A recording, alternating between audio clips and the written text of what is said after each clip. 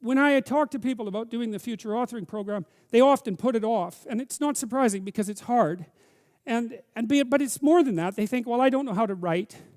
I'm going to do a bad job. I don't really like assignments. I'm going to have to do it perfectly. I need to wait till I have enough time. And like one of those is enough to stop you cold, and all 5 of them, you're just done. And so I tell people, do it haphazardly, a tiny bit at a time, and badly, because you can do that. I tell my students when they're doing their theses, master's thesis, write a really bad first draft. And then we have a little conversation about that, because they don't think I mean that. Because it sounds like a cliche in some sense. It's not a cliche. It's not a cliche at all. It means you're a terrible writer, but if someone put a gun to your head and said, you have to have your 100-page thesis done by next Monday, or I'll shoot you, but I don't care how terrible it is, you would sit down and write it. And the thing is, then you have it, right? Then you have something, and then you can fix it. You can iterate and fix it. That bad first draft, that's the most valuable thing, and so that's what you need. You need a bad first draft of yourself. And there's an idea that Jung developed about the trickster and the jester, the comedian, right? That the trickster is the precursor to the savior. That's one of the things I learned from Jung that was just, it's so unlikely. You'd never think that. It's so amazing that might be the case. But the satirical and the ironic and the troublemaker, the comedian, the fool is the precursor to the savior. Why? Because you're a fool when you start something new. And so if you're not willing to be a fool, then you'll never start anything new. And if you never start anything new, then you won't develop. And so the willingness to be a fool is the precursor to transformation. And that's the same as humility. And so if you're going to write your destiny, you can do a bad first job. You're going to get smarter as you move forward. That's the thing, is that so something beckons to you. That's what happens here. Maybe the star that Geppetto wished on was the wrong damn star. But at least it was a star, right? At least it was in the sky. At least it moved him forward. And so you say in your life, well, something grips you and fills you with interest. And you think, well, should I do that? And the answer is, if not that, then something. What if it's a mistake? It's a mistake. Rest assured. What do you know? You're going to stumble around, right? And what's going to happen is this. You're going to not stay in stasis. You're not going to wander around in circles. And I see people like that. They said, well, I never knew what to do, and now I'm 40. It's like, that's not so good. That's not so good. And you might say, well, and there is a literature, too, that suggests that people are a lot more unhappy when they look back on their lives about the things they didn't do than they are about the mistakes they made while they were doing things. And so that's really worth thinking about, too, because there's redemptive mistakes. And a redemptive mistake would be a mistake that you make when you go out and try to do something. You know, you think, okay, I'm going to try to do this.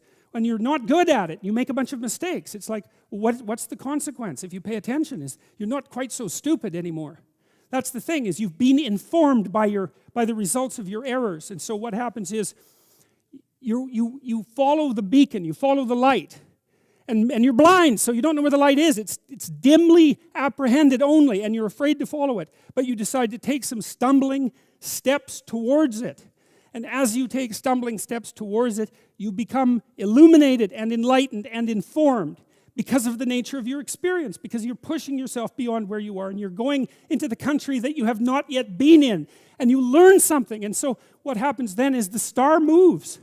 You move 10 feet towards it, and you think, no, that's not right. I didn't get it right. It isn't there. It's actually there. And so then you see it somewhere else, and you shift yourself slightly, and you move forward. And that's what happens, is that you continue as you change. The thing that guides you forward moves, right? It's like God in the desert in Egypt. The pillar of light that you're following, it's moving. It's not a permanent thing. You move towards it, it moves away, it guides you forward. And so you say, well, is what I'm aiming at paradise itself? And the answer to that is no, because what do you know? You couldn't see paradise if it was right in front of you, but you might get a glimmer of it. And so you move towards it, and you grow. And then the next time you open your eyes, you see a little bit more clearly. And that's what happens, is that just happens over and over, right? It keeps moving. And so you move like this. But the thing that's so cool is that all those zigs and zags, you say, and each of those zags and zigs is a catastrophe. I hit a wall, my God, and then I had to die a little bit, and I barely got back up. It's a phoenix transformation at each turn, and it's painful. But the thing is that even though you've traveled 20 miles, let's say, on that road, and you've only moved 3 miles forward, you've moved 3 miles forward instead of falling backwards, because that's the thing too, is that if you stand still, you fall backwards. You cannot stand still, because the world moves away from you if you stand still.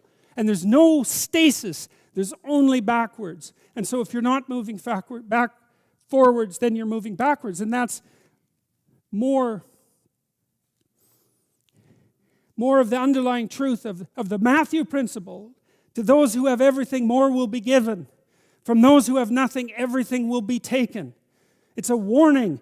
Do not stay in one place.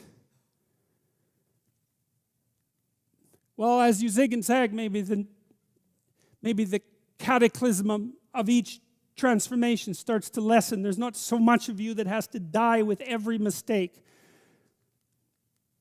And maybe you end up oriented at least reasonably properly. And if you were sensible, that would have been your trip. But it wasn't, right? It's that. And perhaps it's a lot worse than that. Perhaps there's no shortage of backtracking. But it doesn't matter, because as you stumble forward, you illuminate and inform yourself. And perhaps that's partly because the world is made of information. And if you encounter it and tangle with it, then it informs you. And then you become informed. And then you're information. And then you're ready.